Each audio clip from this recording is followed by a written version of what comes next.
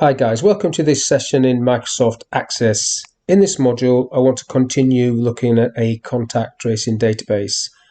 So since the last session, I've made some changes. The tables themselves are still the same, contacts, contact tracing and locations. And the forms that we did previously are the same, so contact tracing forms. So you've got a main record there, who that person contacted and where they contacted them if they know. Now what I've done, because I was and hour about these positive tests. So basically, if somebody's positive, they go in this main contacts database. If one of their contacts tests positive, they go in this database. So you've always got this main table with all the positives in there. The fact that it's recorded there as well is just extra. Then for analysis purposes, only these will be looked at. Then you don't get duplications like I talked about last time. So I've left that table the same, but I've just changed the way I'm entering data. So there's a few more records in this table. If I just navigate through, you can see that I've added a few people where the man and wife have both tested positive. They've both gone into this table. And I've also left a few of these contacted and isolating empty. They're not all filled. So some of these not contacted there. Look, so this guy hasn't been contacted and we don't know whether he's had a positive test or is he isolating. So what this little session is going to be about is creating another query. So I've deleted all the queries that were there and just renamed them slightly. So if I get rid of this table and then just double click onto this query. So this is just listing the people that were contacted and people isolating. We'll redo that one. And then this one is date related and by locations.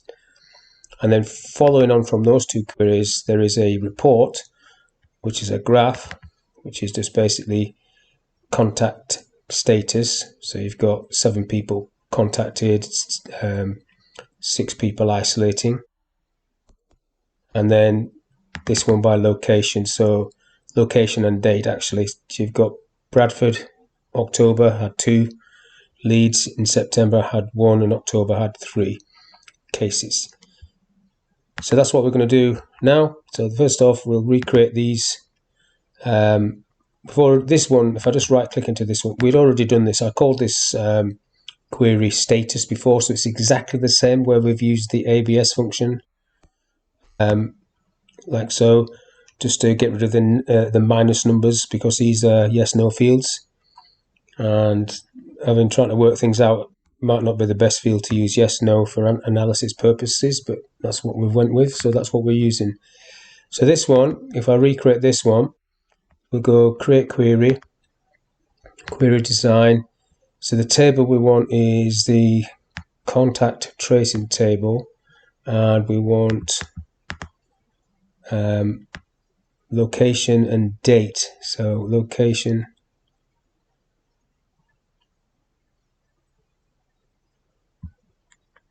bear with this.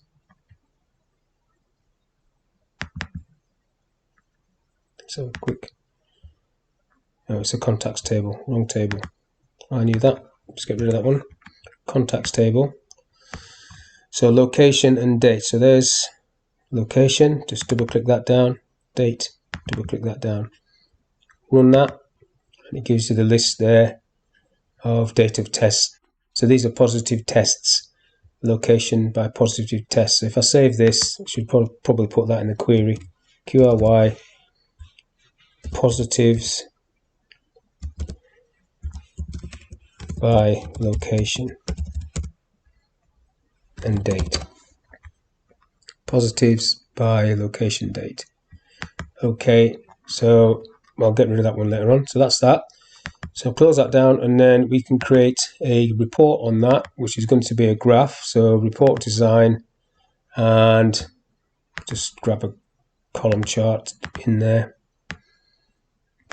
And then it asks you to pick your query, which is that one. Now it straight away drops something in there that might look okay actually.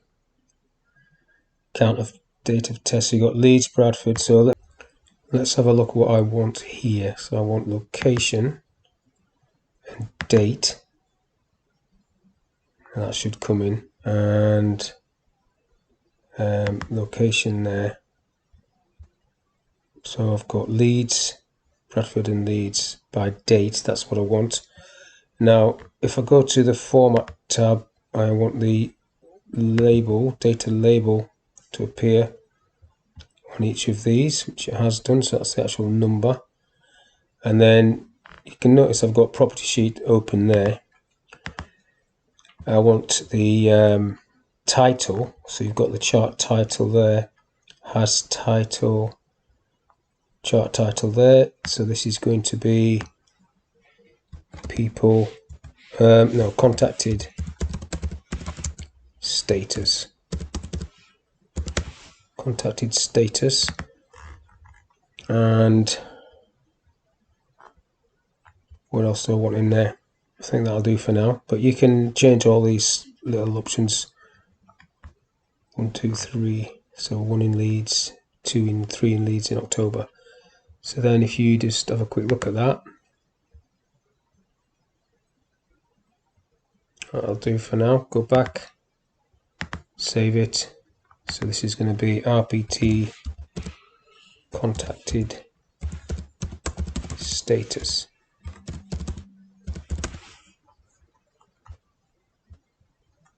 By location.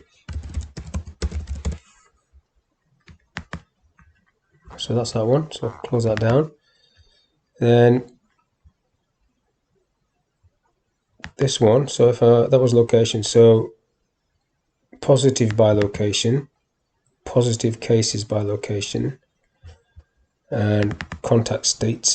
That's just a number of contacted against not contacted, and then status by location is what we've just done, which is just a replica of that one. So if we do a replica of this one, so contact status,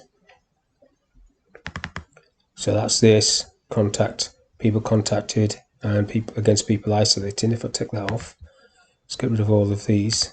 So we just create another one, and then I'll delete these duplicates later on. So it's create report design.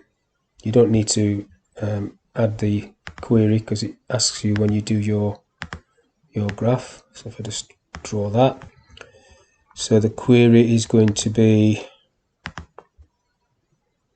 contacted isolating, and you've got this information there. There's 7 people. So now we've got to apply the different options that we want to see coming down this area by I don't want any of this, so that's what I want. It takes a little while to come in, which is slightly irritating because you then think you've not done it right. So we've got people contacted, so take that off, put that back on. That just gives you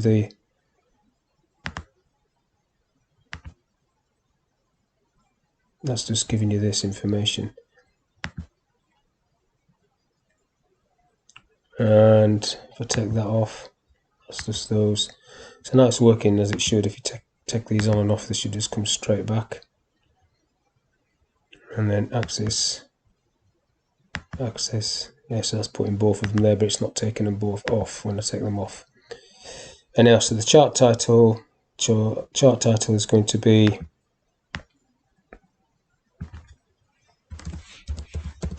contacted.